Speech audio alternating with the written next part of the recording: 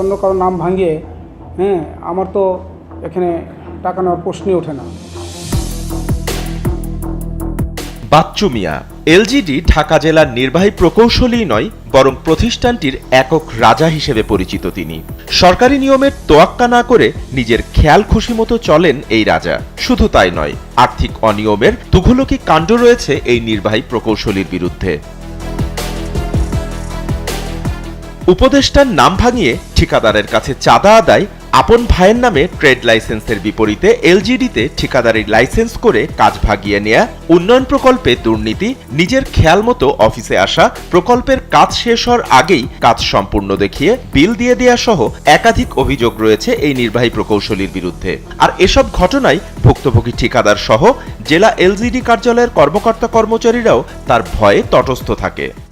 দুর্নীতির বিরুদ্ধে রেজাল্ট আসে না, আপনার ডাক দিব, ডাকবে আপনাকে ম্যানেজ করে ফেলবো, আপনি অফ করে যাবেন না। আমি বলছি না, একে জিজ্ঞেস করেন আপনারা যে স্কুলের কামে বিল করেন, আপনাদের 1% টাকা 3.5% নেয়, ওই সময় 1% নেয় 5% ফাইন। স্থানীয় সরকার, পল্লী উন্নয়ন ও সমবায় মন্ত্রণালয়ের উপদেষ্টা আসিফ মাহমুদ সজীব ভুঁইয়ার নাম ভাঙিয়ে ঠিকাদারের কাছে ঢাকা জেলার নির্বাহী প্রকৌশলী বাচ্চু মিয়ার বিরুদ্ধে 40 লক্ষ টাকা নেয়ার অভিযোগ নিয়ে মাঠে নামে এসএটিভি। গোপন ক্যামেরার সামনে ভুক্তভোগী ঠিকাদারের একজন উপদেষ্টার নামে নির্বাহী প্রকৌশলীর সেই 40 লক্ষ টাকা নেয়ার ঘটনা অকপটে জানান। উপদেষ্টা আমাদের 40 লাখ টাকা টার্গেট দিয়েছে, কালকে সন্ধ্যা তারা দিতে হবে। কি একটা ফেয়ার আসিফ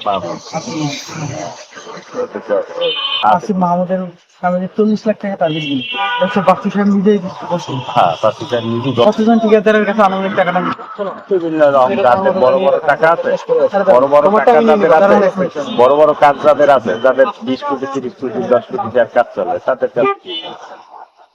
বাকি টাকা বা ঠিকাদারের কাছে টাকা নিচ্ছেন সব ঠিক আছে। কতজন এখন এলজিডি থেকে টাকা না দিয়ে কাজ করতে পারে না, মানে পুরোটা কোন মাসে? এইটা হলো রমজানের নামে টাকা নেয়, এই ইসের আগে, ঈদের আগে।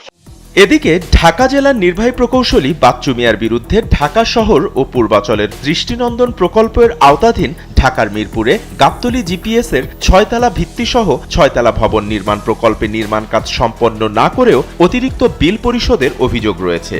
একই সঙ্গে নবাবগঞ্জের বান্দুরায় ইছামতি নদীর উপর নির্মিতব্য 270 মিটার ব্রিজের কাজ সম্পন্ন না করে 50 কোটি 84 লাখ টাকা বিল পরিশোধ করা হয়েছে। এসব বিষয়ে অভিযান পরিচালনা করে প্রাথমিকভাবে অভিযোগের সত্যতা মিলেছে বলেও দুদক সূত্রে জানা গেছে। প্রতিষ্ঠানের কাজ কতদিন থেকে বন্ধ একটু বলেন তো? 15-16 দিন ধরে বন্ধ আছে। এটা গাবতলী গভর্নমেন্ট প্রাইমারি স্কুলের কাজ, এলজিডির আন্ডারে আছে। কাজ চলতেছে গত বছরের অগস্টের 15 তারিখ থেকে। এদিকে এসব দুর্নীতি ও অনিয়মের অনুসন্ধানে এলজিডি ঢাকা জেলার নির্বাহী প্রকৌশলীর কার্যালয়ে তথ্য সংগ্রহ করতে গিয়ে বাধার মুখে পড়েন এসএটিভির প্রতিনিধি। কার্যালয়ের মূল ফটকের দায়িত্বে থাকা আনসার সদস্যরা বাচ্চু মিয়ার নির্দেশে এসএটিভির প্রতিনিধির উপর হামলা করে জোর করে ক্যামেরা থেকে ভিডিও ডিলিট করান।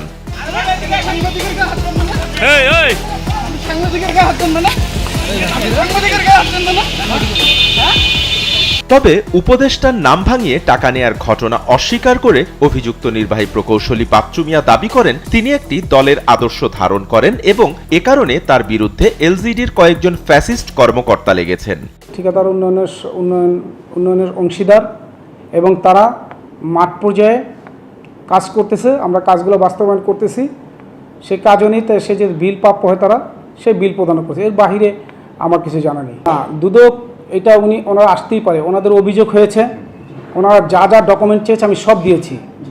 ওনারা এটা খোঁজখবর নিবে এবং খোঁজখবর নিয়ে যদি তারা মনে করে যে এটা অনিয়ম পেয়েছে তারা বলবে। তা আমি বলেছি এখানে কোনো অনিয়ম হয় নাই। এখানে কোনো অনিয়ম করার কোনো সুযোগ নেই। কারণ হলো যে এখানে আমার উপজেলা থেকে এই বিলগুলো হয়, আমার অফিস চেক হয়, উপরে এগুলা মনিটরিং হয়। তো এখানে মানে কোনো ধরনের অনিয়ম হয়নি। ওই মানে যেহেতু আমি একটি দলের আদর্শে বিশ্বাস করি, সেই কারণেই আওয়ামী ফ্যাসিস্ট সরকারের যারা ছিল, বিগত দিনও যারা ছিল, এখনও তারা আমার পিছিয়ে লেগে আছে যাতে আমার ভাবমূর্তি ক্ষুণ্ণ করে আমার কোনো ক্ষতি করা যায় কিনা। দীর্ঘদিন ওয়েস্ট অবস্থায় ছিলাম, আমার কোনো পোস্টিং ছিল না। আমি সদর দপ্তরে দীর্ঘ সময় ওয়েস্ট অবস্থায় ছিলাম, অডিটে ছিলাম। এবং যেটা বলতেছে সেটা হলো যে নেত্রকোনা আমাকে 1 থেকে 1.5 মাসের জন্য আমি যখন এখানে পোস্টিং পাই আমাকে 1 মাসের মাথায় এখান থেকে ওএসডি করা হয়, কারণ আমি বিগত সরকারের মতাদর্শের মানে পরিপন্থী ছিলাম। আমি অন্য একটি দলের মতাদর্শে ছিলাম বিদায় আমাকে ওইখান থেকে ওএসডি করা হয়। এরপর থেকে আমি ওএসডি অবস্থায় এতে ছিলাম, হেডকোয়ার্টার অডিট সেলে ছিলাম। আচ্ছা, তো এখন কে কাকে ফোন দিছে সেটা আমি বলতে পারবো না, এটা সম্পূর্ণ একটা মিথ্যা কথা। ওই একইভাবে ওই চক্রটা দীর্ঘদিন এই আওয়ামী ফ্যাসিস্ট সরকারের যে লোকজন এরা দীর্ঘদিন ধরে আমার পিছে লেগেছিল এবং তারা কোণঠাসা। তাদের পরিচয়, তারা বঙ্গবন্ধু প্রকৌশল পরিষদের আমাদের এলজিডির কর্মকর্তা তারা। বাপ্পি খান, এসএ টিভি ডিজিটাল।